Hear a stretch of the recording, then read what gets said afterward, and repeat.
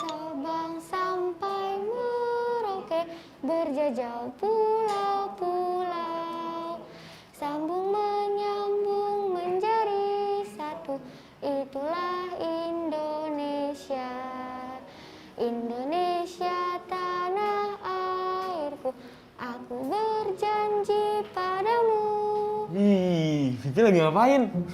Lagi latihan nyanyi ya? Iya kak, aku suka banget nih sama lagu ini. Bikin Vivi jadi semangat deh. Wah, Vivi tahu nggak?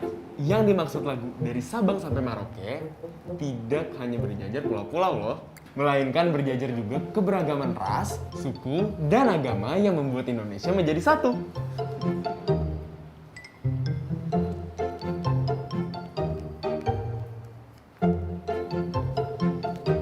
Seperti ayah dan ibu suku Sunda dan Jawa ya kak?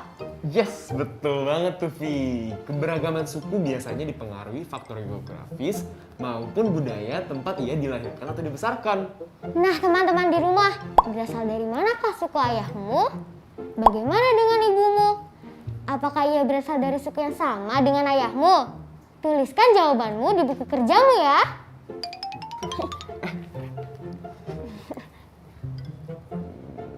Nah, ini bagus. Iya kak, ini namanya Kerajaan Vivi. Berarti rajanya siapa Vi? Kak Marcel ya? Gak boleh, cuma ada ratu, ratunya Vivi. Oh iya kak, ada nggak sih kerajaan di Indonesia? Ada dong Vi. Dahulu itu ada kerajaan Hindu dan Buddha di Indonesia. Ceritain dong kak, Vivi jadi penasaran nih. Nah, ini kakak ada bukunya nih. Asik, ayo kak. Tunggu dulu, sebelum kita belajar, ada baiknya kita berdoa terlebih dahulu, sesuai dengan agama atau kepercayaan masing-masing. Semoga ilmu yang kita pelajari dapat berguna. Berdoa, mulai. Amin. Amin. Nah, sebelum kita mulai membaca bersama, coba kita perhatikan gambar berikut ini. Lihatlah gambar peta ini. Apa yang bisa kamu simpulkan saat melihat peta tersebut? Ada banyak kerajaan yang tersebar di Indonesia kak. Betul banget. Kita perhatikan bersama ya. Kerajaan yang disimbolkan dengan bentuk segitiga adalah kerajaan yang bercorak Hindu. Sementara yang berbentuk lingkaran menandakan kerajaan Buddha dan persegi menandakan kerajaan bercorak Hindu dan Buddha. Wah, Vivi baru tahu kak, kalau ternyata Indonesia memiliki kerajaan Hindu dan Buddha yang cukup banyak di Indonesia. Nah, kita baca bersama yuk isi bacaan buku ini. Kerajaan Hindu dan Buddha di Indonesia. Jauh sebelum Indonesia mengumumkan kemerdekaan secara resmi, masyarakat Nusantara telah mengenal sistem pemerintahan yang berbentuk kerajaan. Kerajaan di Nusantara didirikan oleh para pedagang dari negeri tetangga dan negeri lainnya seperti Tiongkok, India, dan Arab. Indonesia yang saat itu menjadi jalur strategis pelayaran menjadi salah satu faktor masuknya ajaran Hindu-Buddha. Ajaran itu dibawa oleh pedagang dari Tiongkok dan menjadi cikal bakal berdirinya kerajaan Indonesia. Diperkirakan ajaran Hindu dibawa masuk ke Indonesia oleh para pedagang Tiongkok dan India pada awal abad kedua Masehi. Masuknya ajaran Hindu menjadi awal berdirinya kerajaan Indonesia. Kerajaan Hindu pertama yang berdiri di Nusantara adalah Salakanegara di Jawa Barat pada tahun 130 Masehi. Setelah itu, kerajaan-kerajaan Hindu yang lain pun menyusul seperti Kutai, Tarumanegara, Majapahit, Mataram, dan lain-lain. Proses akulturasi atau pencampuran budaya pun terjadi. Ajaran Buddha masuk ke Indonesia beriringan dengan masuknya ajaran Hindu. Perkembangan agama Buddha di Indonesia ditandai dengan berdirinya kerajaan-kerajaan yang bercorak Buddha di Indonesia. Misalnya Sriwijaya. Wah, hebat ya kak. Kalau sekarang masih ada nggak kak kerajaannya? Nah, sudah tidak ada Vi. Yang tersisa hanya peninggalan-peninggalannya. Itulah mengapa pentingnya mempelajari sejarah agar kita bisa tahu peristiwa penting meskipun itu sudah terjadi sangat lama. Padahal kalau masih ada, aku ingin lihat, Kak. Meskipun saat ini sudah tidak ada lagi kerajaan Hindu dan Buddha di Indonesia, pengaruhnya terhadap budaya dan tradisi di daerah sekitarnya masih ada loh, Vi. Wah, iya kah, Kak? Contohnya seperti apa, Kak? Nah, berikut ini adalah contoh-contoh budaya dan seni yang dipengaruhi adanya kerajaan Hindu dan Buddha. 1. Bahasa. Beberapa kata dalam bahasa Indonesia berasal dari bahasa Sanskerta. Contohnya kata bahagia, berasal dari kata bagia. Manusia berasal dari kata manusia. Tirta yang berarti air. Dan masih banyak lagi. Yang kedua, seni bangunan. Bentuk bangunan di Indonesia masih banyak dipengaruhi budaya Hindu-Buddha pada masa lalu. Misalnya, gapura yang ada di setiap jalan masuk desa atau atap tumpang. Kalau contoh dari percampuran budaya yang tadi, Kak Marcel, maksudnya gimana, Kak? Oke, pengaruh ketiga dari percampuran budaya kerajaan Hindu dan Buddha di Indonesia adalah wayang. Wayang merupakan salah satu kebudayaan asli Indonesia dan pertunjukan wayang tersebut sangat digemari, terutama oleh masyarakat Jawa.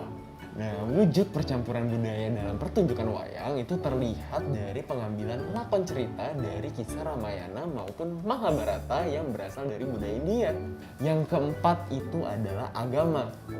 Hindu dan Buddha adalah agama resmi di Indonesia dengan jumlah penganut sekitar 1,7% untuk Hindu dan 0,7% untuk Buddha. Yang kelima bisa kita lihat di seni ukir. Seni ukir yang terpengaruh kerajaan Hindu-Buddha di Indonesia salah satunya itu ditunjukkan dengan relief-relief di candi. Nah, gimana nih Vi? Sudah paham kan mengenai kerajaan Hindu dan Buddha yang ada di Indonesia? Sudah dong, Kak. Tadi kan Vivi menyimak semua yang Kakak bacakan. Mantap kalau gitu. Nah, kalau begitu jawab soal berikut ini ya. Oke, siap, Kak. Nomor 1. Kapan ajaran Hindu mulai masuk ke Indonesia? Pada abad kedua Masehi, Kak. Betul banget. Nah, sekarang siapa yang membawa ajaran tersebut? Coba. Ajaran Hindu dan Buddha dibawa oleh pedagang Tiongkok dan India, Kak. Pinter banget, mantap. Nah, berarti Vivi benar-benar memperhatikan nih. Nah, sekarang giliran teman-teman di rumah ya. Jawab pertanyaan berikut.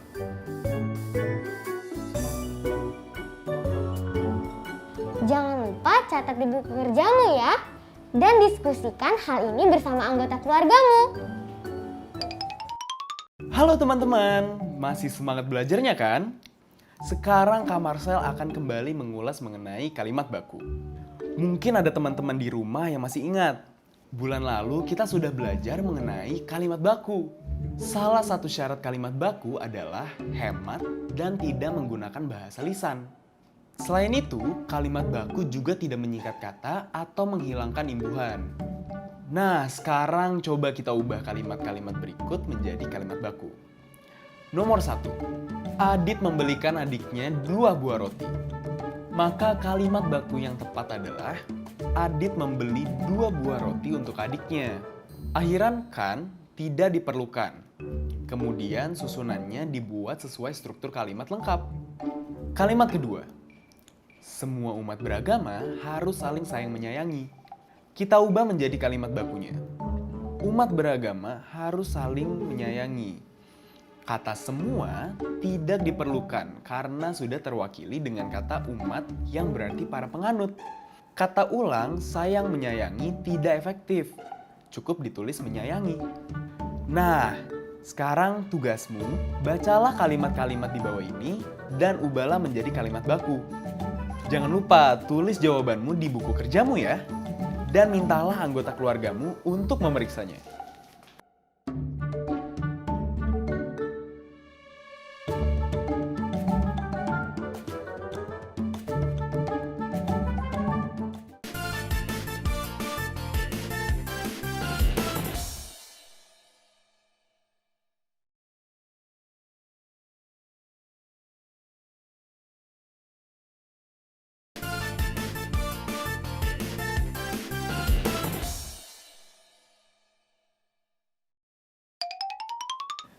Hai teman-teman kelas 4. Ayo, sekarang kita perhatikan gambar ini. Terdapat suatu ruangan rapat pertemuan desa. Dengan ukuran panjang 20 meter dan lebar 15 meter dapat menampung 150 orang. Maka, jika ruangan tersebut diperluas dengan menambah panjangnya menjadi 40 meter dan lebarnya menjadi 30 meter, tentukan kapasitas orang pada ruang pertemuan tersebut setelah perluasan. Nah, gimana Vi? Bisa nggak penyelesaian soal ini? Aku masih bingung, Kak. Jelasin dulu dong, Kak, biar aku paham. Boleh kok Vi. Ya udah, kita bahas yang contoh pertama ya. Siap, Kak. Yuk kita bahas, Kak. Nah, kita lihat kembali luas awal ruangan rapat pertemuan desa ya. Panjang ruangan 20 meter, lebar ruangan 15 meter. Rumus luas ruangan berbentuk persegi panjang adalah panjang kali lebar. Pertama, kita hitung luas ruangannya dengan cara panjang dikali lebar. 20 meter kali 15 meter sama dengan 300 meter persegi. 300 meter persegi dapat menampung 150 orang kan? Setelah itu, kita cari tahu berapa luas yang diperlukan untuk satu orang. Dengan cara 300 dibagi 150. Hasilnya adalah 2. Berarti setiap orang membutuhkan 2 meter persegi. Gitu Vi, sampai sini gimana? Paham kan? Paham sepertinya, Kak. Lalu jika ruangan diperluas, panjangnya menjadi 40 meter dan lebarnya menjadi 30 meter. Maka luas ruangan tersebut menjadi 40 kali 30 sama dengan 1.200 meter persegi. Tadi sudah kita hitung bahwa 2 meter persegi bisa menampung satu orang.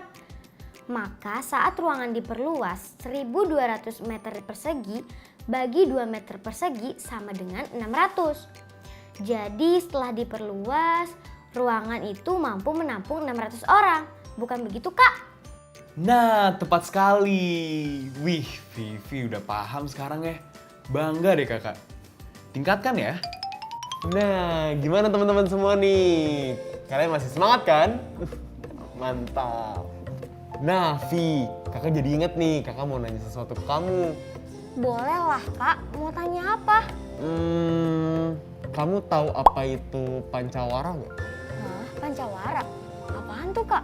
Jadi, pancawara itu adalah nama sebuah pekan atau minggu yang terdiri atas 5 hari dalam budaya Jawa dan Bali. Hah? Cuma 5 hari? Iya. Jadi, 1 minggu mereka itu dihitungnya cuma 5 hari. Apa saja memangnya, Kak? Nah, di situ ada Pahing, Pon, Wage, Kliwon, dan Legi. Atau disebut juga dengan pasaran. Oh, kalau di kalender biasa kan Senin, Selasa, Rabu, Kamis, Jumat, Sabtu, dan Minggu ya, Kak? Nah, bener banget. Jadi, kalau di hari yang biasa kita pakai kan ada 7 hari nih. Nah, untuk kalender Jawa, biasanya orang Jawa menyebutkan nama hari yang biasa kita pakai dengan dilengkapi dengan sebutan pancawaranya. Terutama untuk menyatakan hari lahir. Contohnya Kamis Kliwon, terus juga Jumat Legi, dan lain sebagainya. Oh, gitu. Paham, Kak. Ngomong-ngomong, kenapa tiba-tiba bahas ini? Kak, kayak ada hal mencurigakan apa ini? Mencurigakan? Mencurigakan apanya sih? Tadi kakak nemu kalender Jawa, ditambah kali ini kita akan membahas kelipatan bilangan. Jadi dari kalender Jawa dan kalender biasa kita bisa lihat nih kelipatan yang berbeda. Gitu. Nah, nama hari Pancawara berulang setiap 5 hari. Sedangkan nama hari umum yang dikenal berulang setiap 7 hari. Maksudnya, Kak? Jadi gini, kakak ada contoh tanggalnya. Di sini ada Minggu 1 November, Minggu 8 November, Minggu 15 November, Minggu 22 November, Minggu 29 November, dan Minggu 6 Desember. Jika kita perhatikan, dari Minggu 1 November ke Minggu 8 November, penambahan harinya bertambah 7 hari. Dari Minggu 8 November ke Minggu 15 November pun bertambah 7 hari. Dan seterusnya sampai Minggu 6 Desember. Iya enggak? Iya dong, Kak. Iya betul Kak. Nah, untuk kalender Jawa kita punya Pahing 1 November, Pahing 6 November, Pahing 11 November, Pahing 16 November, Pahing 21 November, Pahing 26 November, Pahing 1 Desember, dan Pahing 6 Desember. Di sini kita bisa lihat perpindahan tiap pahingnya ditambahkan 5 hari. Semisal pada tanggal 1 November adalah Minggu Pahing seperti contoh tadi. Maka kapan Minggu Pahing selanjutnya? Wah, gimana menghitungnya Kak? Nah, untuk mencari Minggu Pahing selanjutnya, kita perlu menemukan kelipatannya. Kita buat tabel aja ya, biar mudah menjelaskannya. Kalian bisa lihat di layar. Ada bilangan kelipatan 5. Ada 5, 10, 15, 20, 25, 30, dan 35. Kemudian ada kelipatan 7. Ada 7, 14, 21, 28, dan 35. Nah, di angka 35 kedua kelipatan bertemu kan? Maka kelipatan persekutuan terkecil atau KPK dari 5 dan 7 adalah 35. Nah, kalian dapat juga nih menghitung dengan pohon faktor. Begini caranya. Faktor dari 5 adalah 1 dan 5. Faktor dari 7 adalah 1 dan 7. Karena kebetulan 5 dan 7 adalah bilangan prima. Bentar Kak, bilangan prima itu apa Kak? Nah, bilangan prima adalah bilangan yang hanya memiliki 2 pembagi, yaitu bilangan 1 dan bilangan itu sendiri. Bilangan yang termasuk bilangan prima yaitu 2, 3, 5, 7, 11, 13, 17, 19, 23, dan seterusnya. Nah, menyambung yang tadi nih. Kita dapat menghitung kelipatan persekutuan terkecil dari 5 dan 7 dengan cara mengalihkan faktornya. Yaitu 5 kali 7 hasilnya 35. Itu artinya Minggu Pahing berikutnya akan terjadi 35 hari lagi. 35 hari setelah tanggal 1 November adalah 6 Desember. Dengan demikian, Minggu Pahing selanjutnya adalah 6 Desember. Jadi gimana Vi? Udah paham kan? Paham Kak? Yakin gak nih? Yakin dong Kak. Oke, kalau gitu kita lanjut latihan yuk. Boleh Kak, ayo. Nah teman-teman, untuk mengasah lagi pemahaman kalian tentang bilangan kelipatan, kita coba latihan aja yuk. Boleh Kak, ayo. Oke, kalian tulis dulu soalnya ya. Nanti kakak beri jeda waktu kalian untuk menjawab. Setelah itu coba kita bahas bersama-sama ya. Langsung aja yuk. Soal pertama. Pak Zailan seorang petani sayur. Menanam cabai dan kacang panjang di sawahnya. Dia mempanen cabai tiap 4 hari sekali dan kacang panjang tiap 6 hari sekali. Jika tanggal 2 Januari Pak Zailan memanen cabai dan kacang panjang secara bersamaan, maka Pak Zailan akan memanen cabai dan kacang panjang kembali tanggal titik-titik dan titik-titik. Kita coba bahas soal ini dulu yuk. Coba dong kamu yang jawab, Vi. Boleh Kak. Jadi kita tentukan dulu kelipatan dari 4 dan 6. Kelipatan 4 adalah 4, 8, 12, 16, 20, dan seterusnya. Kelipatan 6 adalah 6, 12, 18, 24, dan seterusnya. Maka di sini KPK dari 4 dan 6 adalah 12. Berarti Pak Zailan akan memanen bersamaan pertama kalinya 12 hari setelah tanggal 2 Januari yaitu 14 Januari. Kemudian panen kedua akan dilakukan 12 hari setelah tanggal 14 Januari yaitu tanggal 26 Januari. Begitu kan ya Kak? Yap, benar sekali. Mantap. Nah, kakak ada cara lainnya nih menggunakan faktorisasi atau pohon faktor. Caranya, kita bikin pohon faktor 4 dan 6. Faktor 4. 4 dibagi 2 hasilnya 2. 2 dibagi 2 lagi hasilnya 1. Sehingga faktorisasi prima dari 4 kita kalikan faktor yang merupakan bilangan prima menjadi 2 kali 2 atau dapat diringkas menjadi 2 pangkat 2. Faktor 6. 6 dibagi 2 hasilnya 3. Kemudian 3 dibagi 3 hasilnya 1. Sehingga faktorisasi prima dari 6 dapat ditulis dengan mengalihkan faktor primanya yaitu 2 kali 3. Untuk menghitung KPK, kita cari faktor yang sama, yaitu 2. Ambil pangkat yang paling besar, yaitu 2 pangkat 2. Kemudian kalikan dengan faktor yang berbeda, yaitu 3. Sehingga KPK-nya yaitu 2 pangkat 2 kali 3 atau dapat dijabarkan menjadi 2 kali 2 kali 3 hasilnya 12. Itu artinya panen bersamaan akan terjadi setiap 12 hari sekali. Untuk menghitung tanggalnya, tinggal kalian tambahkan saja tanggal dengan KPK-nya seperti cara yang digunakan Vivi. Maka hasilnya akan sama pada tanggal 14 Januari dan 26 Januari. Jadi begitu, Vi. Bisa pilih ya, mau menjawab dengan cara yang mana? Aku yang pertama aja deh, Kak. Terserah kamu deh. Ya udah, sekarang kakak akan memberi tugas untuk kalian ya. Kalian bisa lihat di layar. Tulislah soal di buku latihan masing-masing. Kerjakan dengan baik ya, agar materi hari ini bisa dipahami dengan baik. Jangan malu untuk bertanya pada orang tua atau orang di sekitarmu jika mengalami kesulitan. Selamat berdiskusi teman-teman. Teman-teman, jangan lupa ya mencatat judul buku atau teks bacaan yang sudah kita pelajari hari ini. Seperti hari ini, kita bersama sudah membaca teks berjudul Kerajaan Hindu-Buddha di Indonesia. Karena bacaan ini, Vivi dan teman-teman semua jadi mengetahui sejarah di Indonesia. Teman-teman jangan sampai lupa mencatat judulnya ya. Teman-teman, ini dia daftar yang sudah kita pelajari hari ini.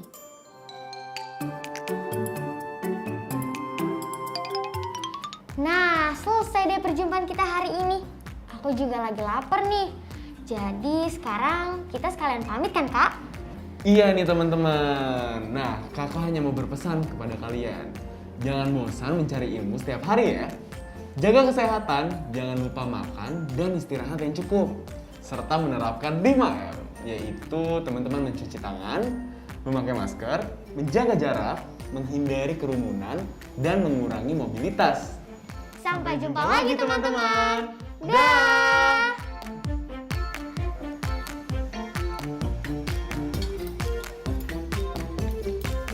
Sekarang tetap belajar dari rumah ya teman-teman. Ingat, jaga jarak, rajin mencuci tangan, dan pakai masker agar kita mencegah penyebaran COVID-19.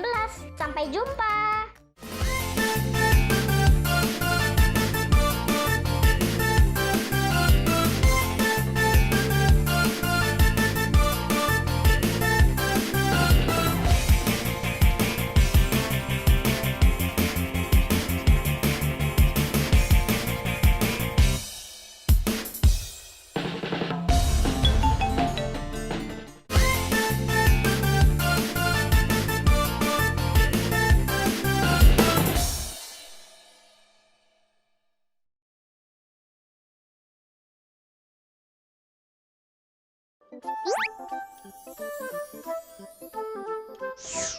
Halo sahabat Dikbud, di masa kebiasaan baru seperti sekarang ini, ingat selalu pesan ibu.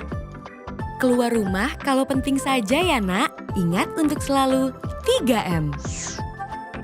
3M itu mudah dilakukan dan bisa mencegah penyebaran virus corona. Menggunakan masker, mencuci tangan dengan sabun dan air mengalir, menjaga jarak. Sahabat Dikbud, kalau kamu sayang keluarga, jangan bawa virus ke rumah ya. Ingat pesan ibu, ingat 3M.